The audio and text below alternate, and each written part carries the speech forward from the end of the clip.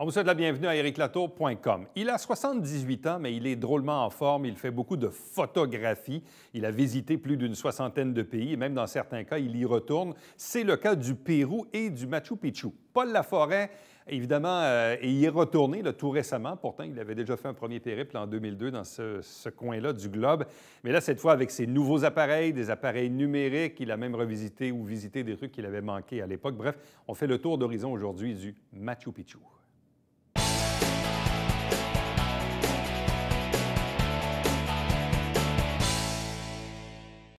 Il voyage à travers le monde depuis des années, voire des décennies. Il en fait son passe-temps véritable, d'une retraite finalement quand même assez vivante pour Paul Laforêt, photographe et globe-trotter. Bonsoir et bienvenue.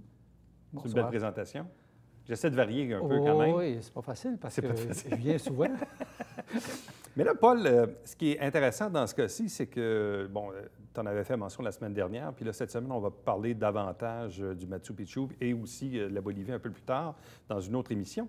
Mais ce qui est intéressant, c'est que dans ce cas-ci, l'Amérique du Sud, évidemment, tu connais, tu es déjà allé, et même dans le cas du Machu Picchu, c'est un endroit que tu avais déjà vu en 2002, mais visiblement, tu souhaitais y retourner probablement pour compléter ou voir des trucs que tu avais identifiés, mais que tu n'avais peut-être pas eu le temps de voir. Comme j'ai dit la dernière fois, autant au Pérou qu'en Bolivie, il y a des choses que j'avais vues, d'autres non.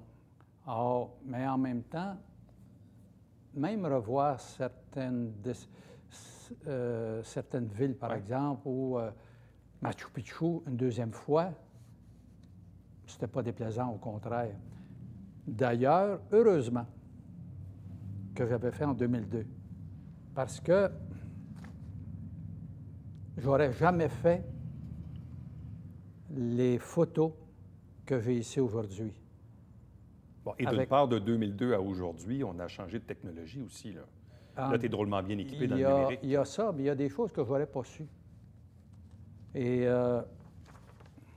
donc, quand on y retourne, on est mieux équipé, meilleure technologie, mais en même temps, on a en tête des endroits où on se dit, bien, si j'y retourne un jour, je vais prendre ça en photo. C'est que j'ai développé depuis 1999 que je travaille avec 2 caméras.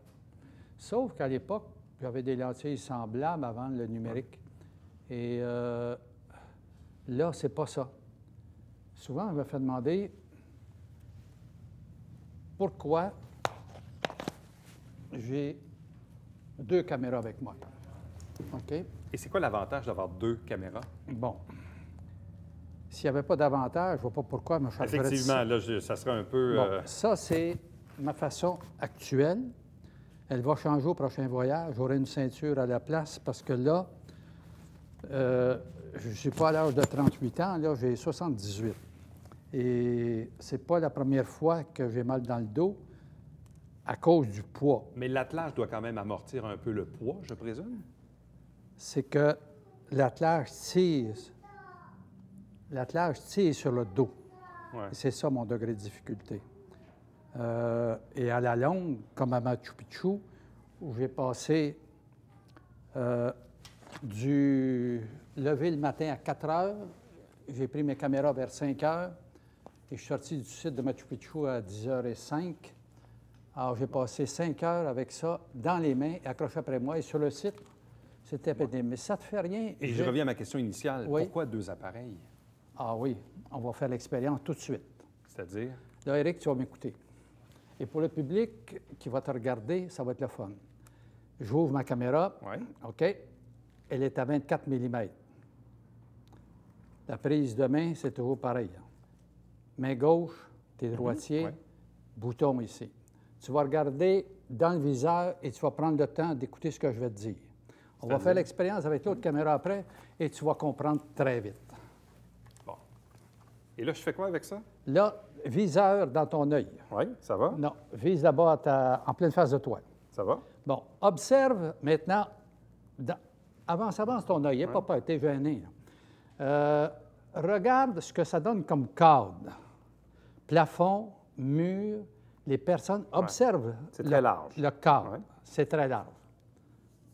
Bon. Ça te va? C'est clair? Ça va jusque-là. Et l'autre appareil va me donner quoi comme différence? Tu vas le voir toi-même. Tu vas prendre le temps, s'il vous plaît, de bien observer. Tu ne peux pas te tromper.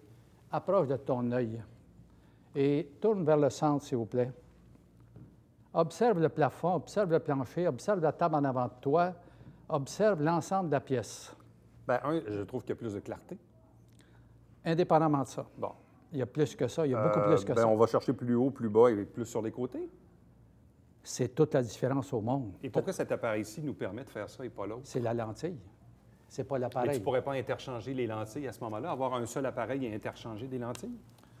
Il n'y a pas d'avantage. J'essaie de comprendre pourquoi tu t'imposes, dans le fond, de traîner deux appareils comme ça.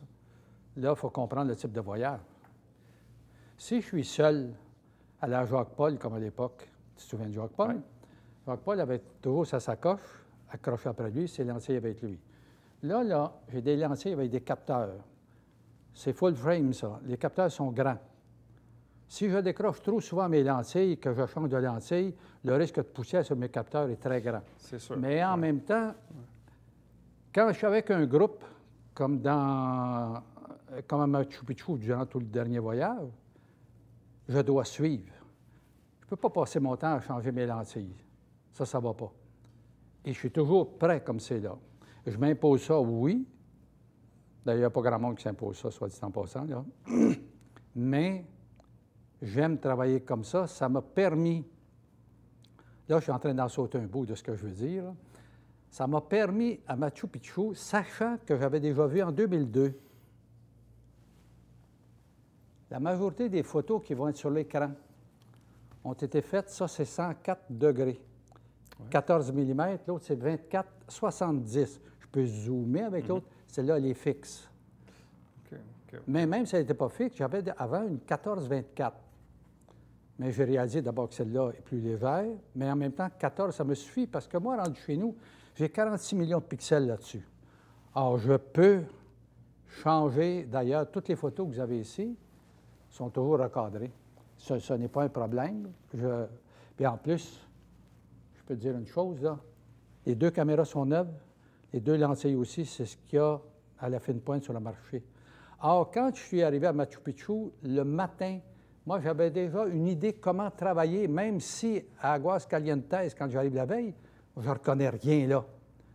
En 2002, on passe 2 jours. Cette année, on a 3 heures de visite, un avant-midi maximum.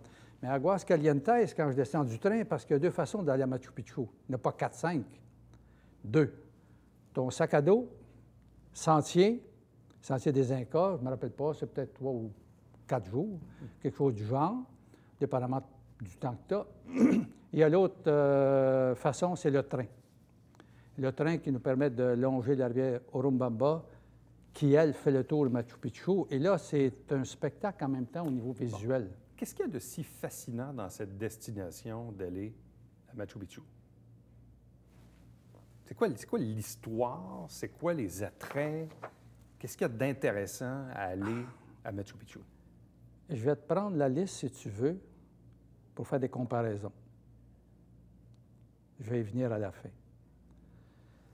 J'ai sorti sur Internet la liste de ce qu'on considère comme les 7 merveilles du monde actuelles. On peut être d'accord ou pas, ça n'a pas d'importance. 1, on nomme le site archéologique de Chichén Itzá. Je l'ai vu, moi, ce site-là, dans les années 80. C'est exceptionnel. Ce n'est pas Machu Picchu. Machu Picchu, pour moi. La statue du Christ Rédempteur à Rio, je ne l'ai pas vue, mais je l'ai vu beaucoup en photo. On a vu tellement. Bon. Le Colisée de Rome, je l'ai vu en photo, comme tout le monde, mais je suis pas allé le voir. La Grande Muraille de Chine, j'en ai vu un bout. La Grande Muraille, c'est impressionnant parce que c'est énorme au niveau de la longueur, entre autres, mais pour moi, je n'ai pas été paumé outre mesure. Le Petra est un endroit exceptionnel. Je ne l'ai pas vu, mais j'ai vu beaucoup de photos. Le Taj Mahal, la même chose. Puis il y en a un que je mettrais là-dedans, c'est la mosquée que j'ai vue à Abu Dhabi, qui est une exception. Dans les 7 que je viens de nommer, j'ai oublié Machu Picchu. Pour moi, c'est le premier. Pourquoi c'est le premier? C'est le site qui fait toute la différence au monde. D'abord, je place mes deux mains. OK? Ça, c'est le Huayna Picchu. Ça, c'est le Machu Picchu. Tu vois la différence? Le Machu Picchu est un peu plus bas. Sauf que pour partir du village d'Aguascalientes, on doit traverser un pont. Et là, depuis 1948, il y a une route en lacet, ça ne se monte pas autrement. Les petits autobus qu'on prend le matin, là, quand il y a quelques centaines de personnes qui attendent, on doit monter à bord, ça prend 25 minutes de gravir. Et dans les lacets, là, on a dû reculer au retour parce qu'un autre autobus s'en venait. C'est impossible de rencontrer dans le lacet. Par contre, la route te permet, un peu comme à Santorini, 12. T'amener au sommet, je débarque là, je ne connais rien. Puis ça fait 2002-2018, ça fait 16 ans, ça ne fait pas si long.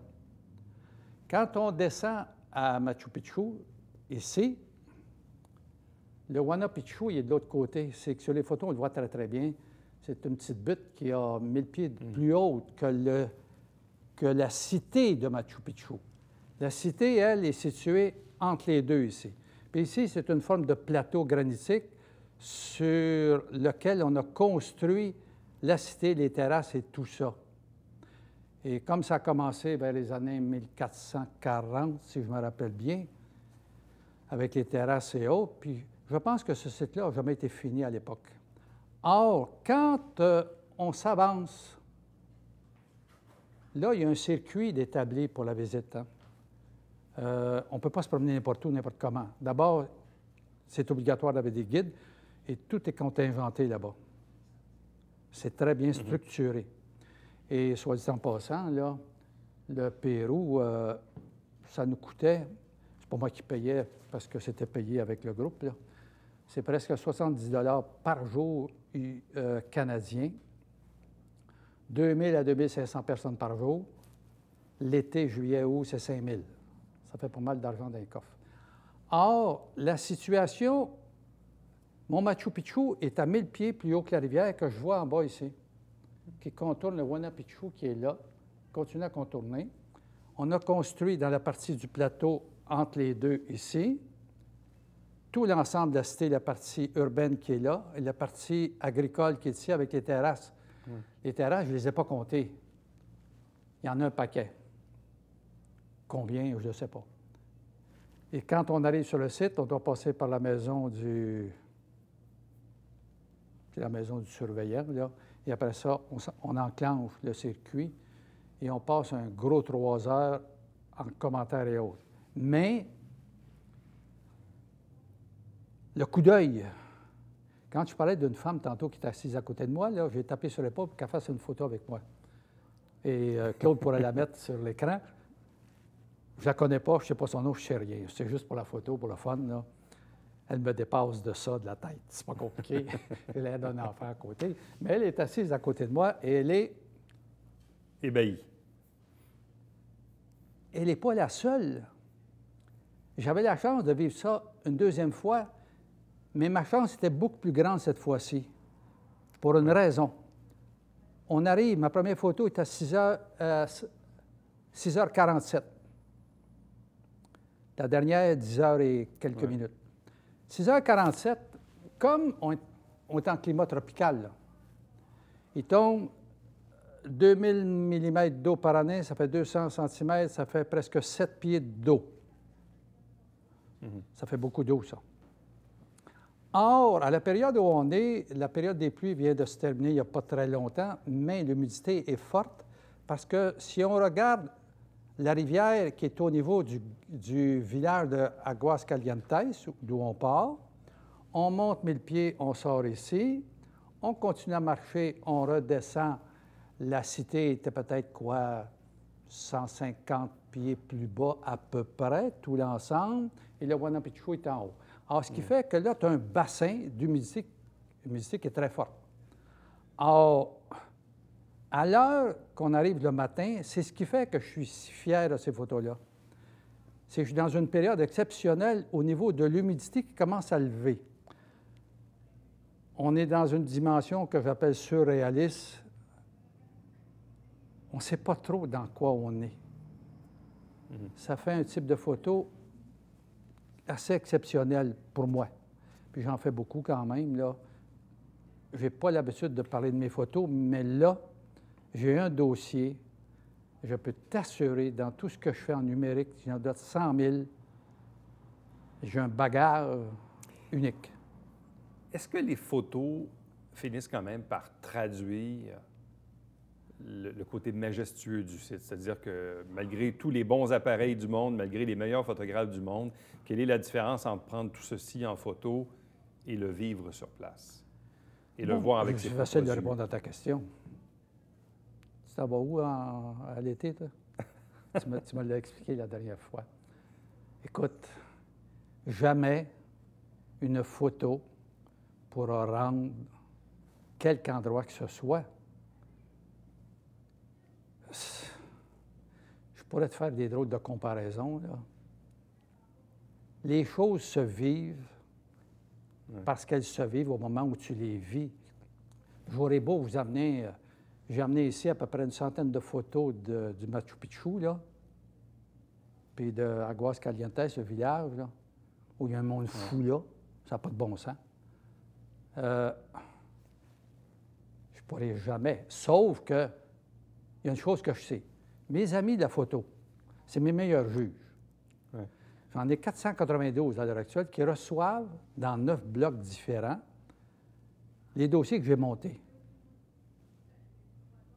C'est les commentaires que je reçois qui, là, m'aident en voyage, mais il reste que les personnes qui n'ont jamais vu Machu Picchu, tu vas m'expliquer une chose, tiens, comment il se fait qu'à l'heure actuelle, quand je suis là en 2002, 16 ans plus tard aujourd'hui, il y a du monde en 2002, mais moyennement, très moyennement. Le Huayna Picchu, là, il est 1000 pieds plus haut que la cité, et pour aller là, tu dois payer premièrement, mais en plus, ça te prend l'autorisation. On ne peut pas monter là n'importe comment. Je ne pourrai jamais. Je m'en vais, je t'ai expliqué tantôt à l'été, là, dans la péninsule du Kamchatka. Comment veux-tu que ma photo démontre avec la meilleure caméra du monde? Non. Mais il y a une chose que tu as dit tantôt à 2-3 reprises. Tu dis entre 2002 et aujourd'hui, c'est comme si tu as perdu un peu tes repères dans la mesure où tu te retrouves sur place et tu te reconnais pas. Est-ce que tu es capable de l'expliquer, ça? Bien oui, c'est facile. Pas Machu Picchu comme tel. C'est quand je descends au village d'Aguascalientes, on sort du train, parce qu'on est venu en train.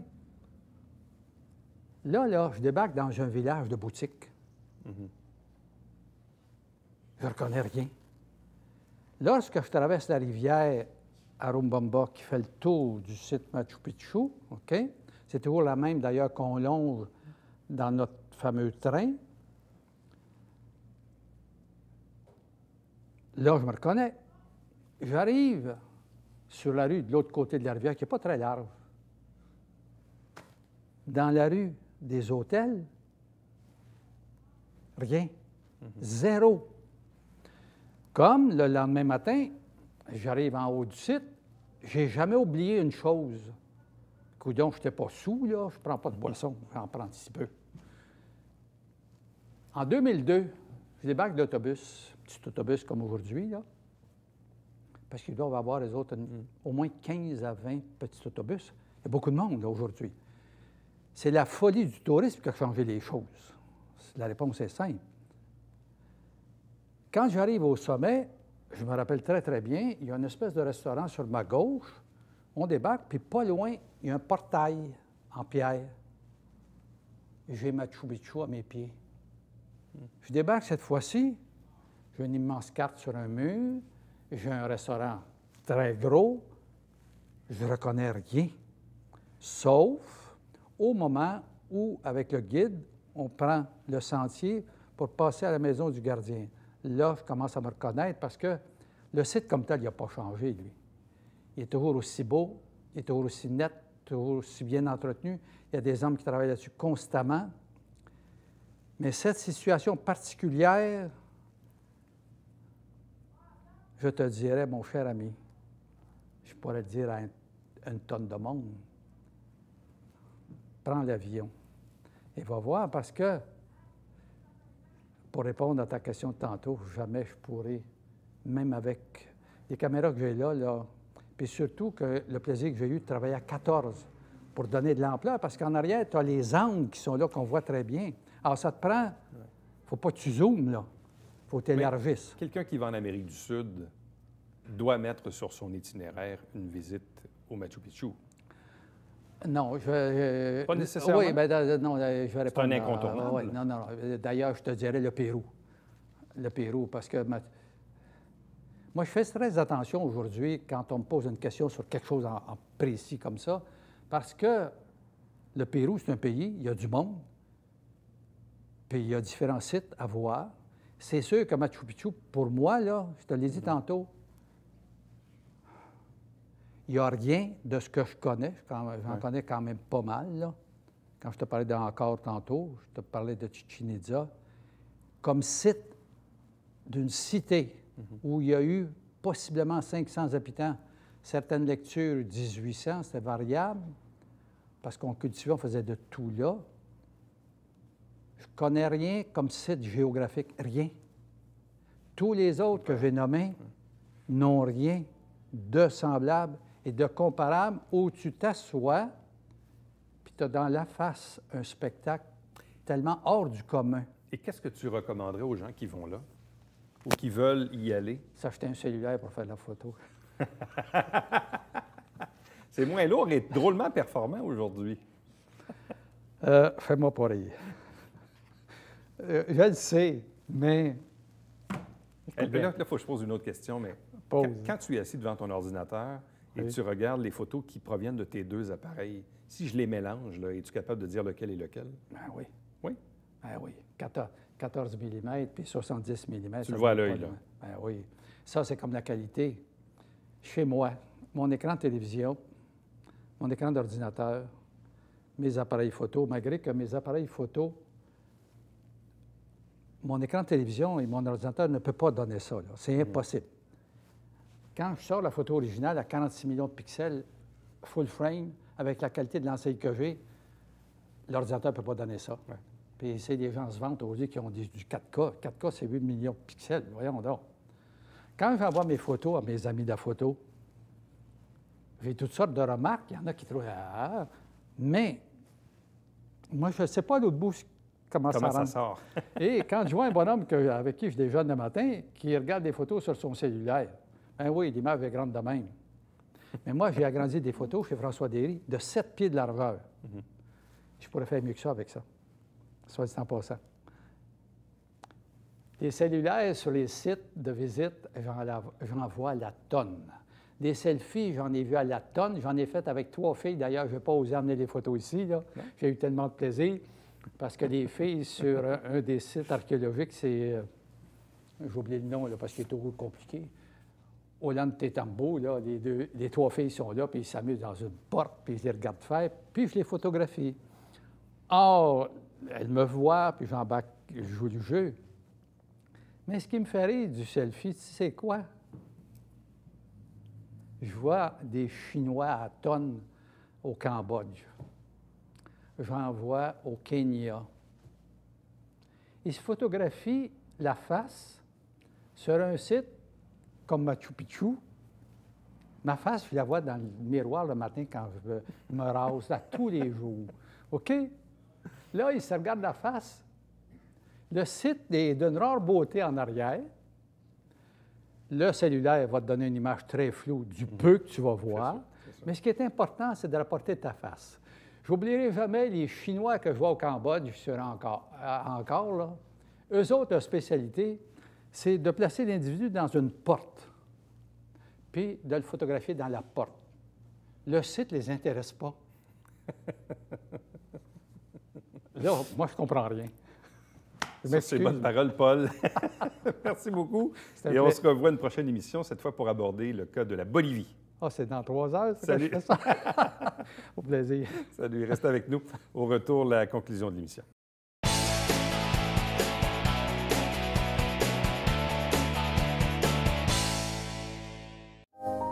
messieurs, bonjour et bienvenue à la Justice entre nous. Mon nom est Serge.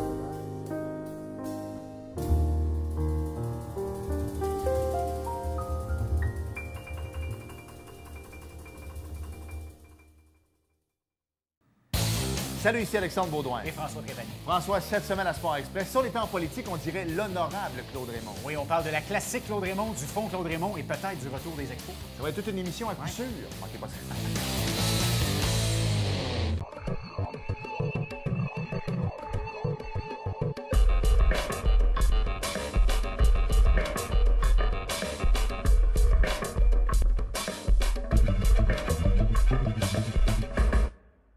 Mesdames et messieurs, bon matin et bienvenue à votre télébingo sur les ondes de télévision du Haut-Richelieu. Vous aimeriez jouer au bingo dans le confort de votre foyer?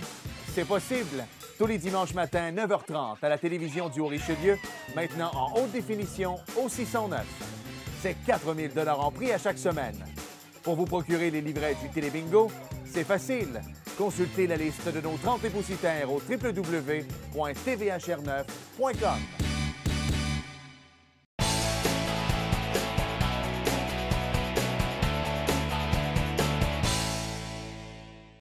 Jusqu'à la fin juin, jusqu'au 29, en réalité, il y a un collectif d'artistes. Vous pouvez aller faire un tour à l'Espace Moïco. C'est un espace de coworking, de partage, de zone de partage de travail, et c'est à Place Héritage au 100 de la rue Richelieu. Chaque semaine, un résumé, des extraits. On résume le conseil de ville en 2 émissions. On vous présente ça, bien sûr, ici à la télé. Si vous manquez l'émission, elle se retrouve sur notre site Internet. Chaque dimanche matin à 9h30 en direct. N'oubliez pas, Télébingo, 4 000 $ en prix. Et notre dernier Télébingo cette année, cette saison, va se tenir le dimanche 1er juillet. Après quoi, ça sera la pause estivale. Entre-temps, pour me joindre, Éric Latour en un mot, à commercial tvhr9.com. À demain. Bye-bye.